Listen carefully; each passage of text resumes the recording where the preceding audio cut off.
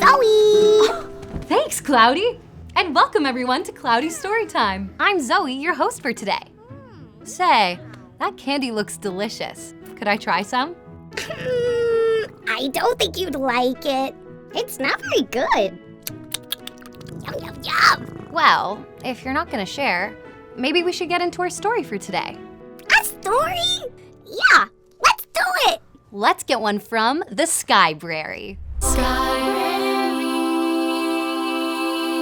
Here I go. Come on, here you go. Wow, this one's perfect. Ready to go? Cloudy, ready to go? Oh, right! On my way! Whee! Woohoo! Goldilocks and the Three Bears. Once upon a time, there was a girl named Lily.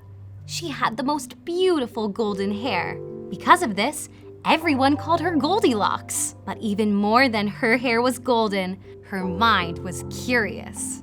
She was always interested in learning new things, or relearning things she'd already learned, but was certain she'd soon forget. Lily lived with her mother, father, and 3 older sisters in a riverside cottage at the edge of the woods. Every morning, the 4 girls would walk to the tree line, never going past the first big oak tree.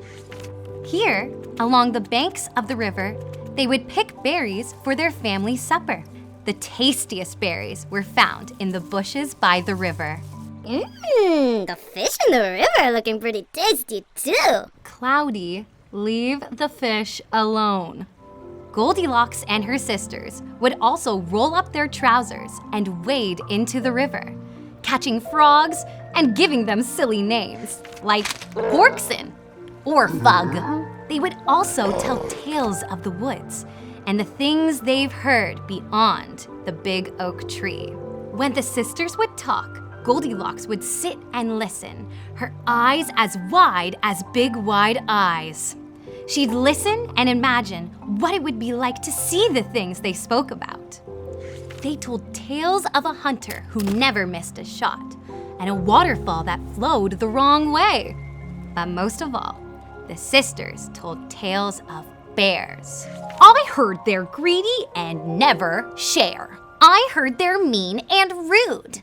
I heard they only wear neckties and fancy hats. The more the sisters talked about these bears, the more curious Goldilocks grew.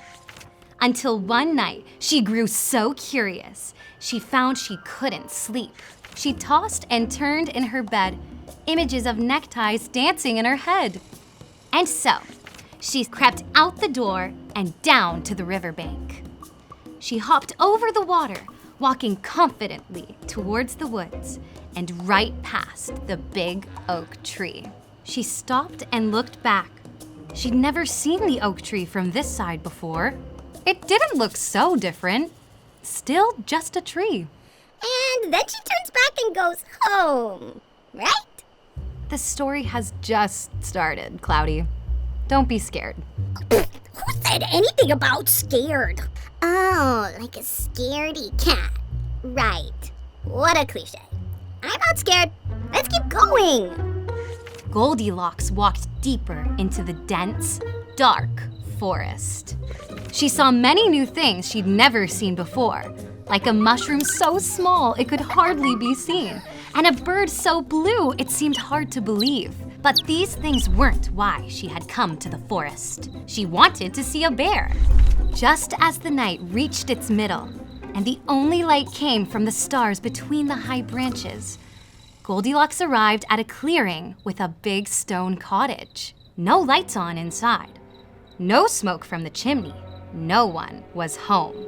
Goldilocks slowly approached, and as she drew closer, she noticed that the front door was huge. The voices of her sisters echoed in her head. I heard bear cottages have the biggest doors. Goldilocks gulped. Not a burp, a gulp. I thought you said burp. Sorry. This was a bear cottage. Goldilocks pushed open the door and walked inside. Inside looked like a regular cottage, but she was on her guard. After all, she had heard how mean and unpredictable bears can be.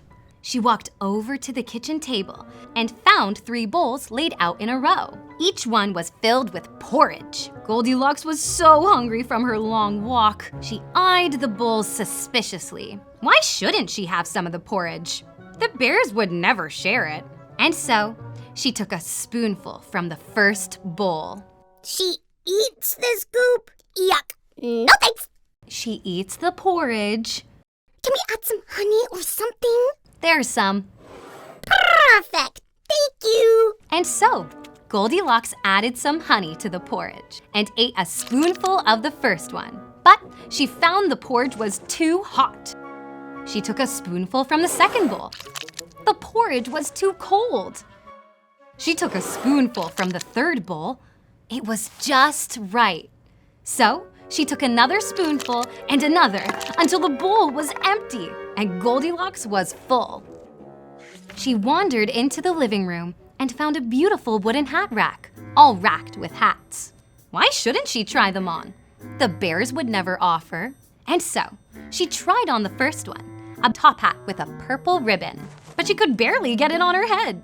It was too small. She tried on the second, a straw hat with a wide brim. Whoops! It slipped down right over her eyes. It was too big. Then she tried on the third hat, a cute little sailor cap. It fit just right. She admired herself in the mirror. A bear couldn't pull this off like she could. So, with her perfect new hat, Goldilocks decided to explore upstairs.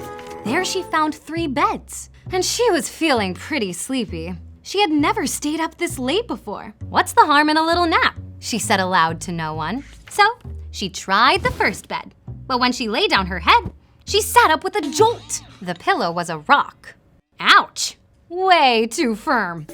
Then she tried the second bed, and this time her head sank deep into the pillow. So deep, it was a struggle to get up. The pillow was a pile of wet sand.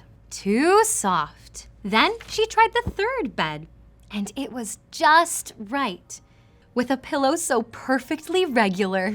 The moment she'd settled in and her eyes were about to close, she heard the door opening.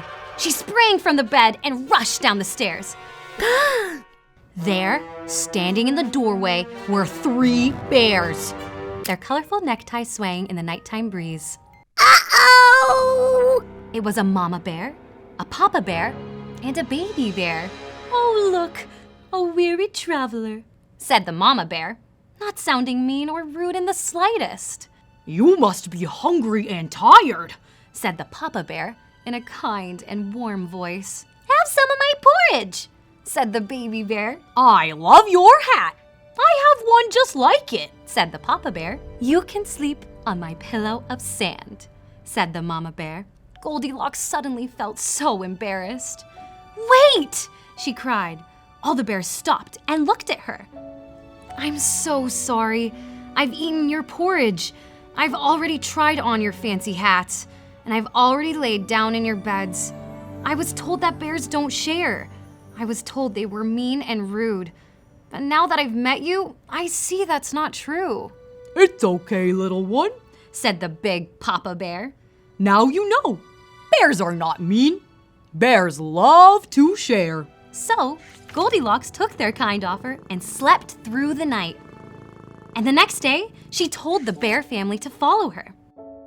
They walked through the woods in the warm morning light. She brought them past the old oak tree, right to where her sisters knelt on the shores of the river. The girls all looked up in surprise. They couldn't believe what they were seeing. Their sister Goldilocks was standing there with 3 bears. Goldilocks calmly walked over and grabbed a basket of berries. She brought it back to the bears. "Here you go.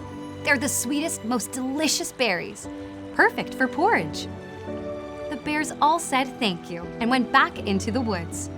Goldilocks sat down and began looking for frogs when she noticed her sisters all staring at her, their mouths hanging open. "What?" she asked. "The bears taught me it's important to share. You share to show you care." The end.